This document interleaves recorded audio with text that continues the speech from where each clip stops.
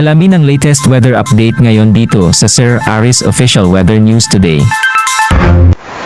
Ngayong araw nakakaranas ng maulan na panahon sa malaking bahagi ng Southern Luzon at ng Visayas dahil sa shear line.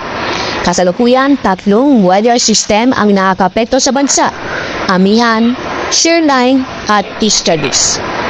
Sa mga oras ito, wala po tayong namomonitor o binabantayan na LPA, low pressure area o bagyo sa loob ng ating area of responsibility at sa Dagat Pasipiko. At dahil sa patuloy umiiral o nakakapekto ang shear line sa Southern Luzon at ganun din sa Visayas, inaasahan pa rin tayo mula ngayon hanggang bukas ng hapon ng malalakas na pagulan. Heavy to intense na pagulan ang inaasahan natin sa Camarines Norte at sa Quezon. Moderate to heavy rains naman ang inaasahan sa Bulacan, Rizal, Laguna, ganun din sa Batangas, Oriental Mindoro, Camarines Sur, Albay, Sorsogon at Catanduanes.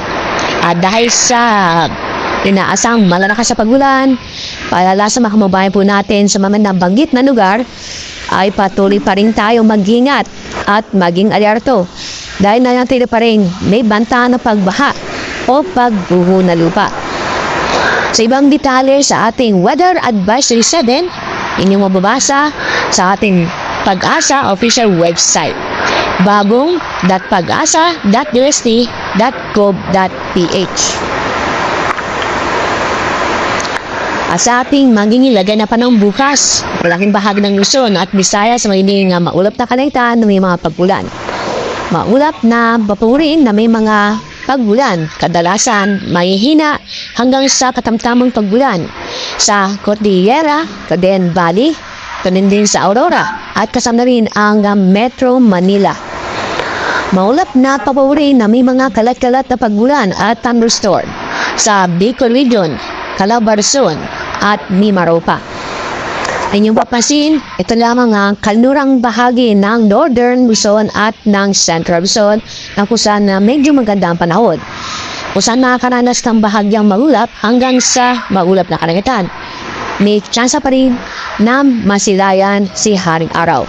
Pero may mga tsansa ng isolated na mga pagulan dulot ng thunderstorm. Damo tayo sa Visayas at Mindanao dahil sa epekto ng shear line at easterlies. Ang buong Kabisayan at kasama rin ang Davao Region at Caraga, magiging maulap ang kalangitan na may tsansa ng mga kalat-kalat na pagulan at thunderstorm. Sa labing bahagi ng Mindanao, fair weather po tayo, pero may isolated na mga pagulan dahil sa mga localized thunderstorm.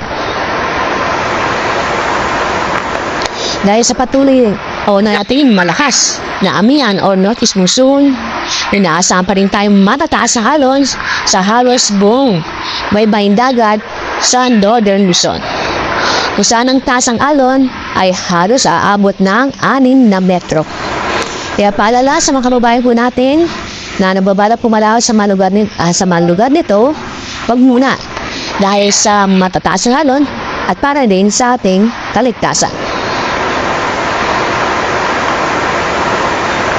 Sa ating 3-day weather outlook, sa araw ng Lunes at Martes next week, dito sa Metro Manila, inaasahan po natin na maulap ang kalangitan na may mga pagulan. Kadalasan, mahihina hanggang sa katamtamang pagulan, dulot ng amihan. Pero sa Baguio City, sa susunod na 3 araw, maulap na kalangitan na may mga mahihina hanggang sa katamtamang pagulan. Sa mga babae po natin sa Legazpi City, dahil sa epekto ng shear line, magpapatuloy pa rin ang magulan na panahon. Dapat tayo sa bahagi ng Visayas, sa Tacloban City, sa susunod na 3 araw, di magandang balita maulan na panahon sa mga araw nito dahil pa rin sa shear line. Pero sa humuhay po natin sa Cagayan de Oro City at Zamboanga City, zero weather po tayo kung saan ay may tsansa o masilayan po natin sa haring araw, pero may mga times na may mga pagulan, lalo na sa hapon o sa gabi. Ang araw po nilubog maya pong 5:58 ng hapon. Bukas, ang araw sisikat sa ganap na 6:23 ng umaga.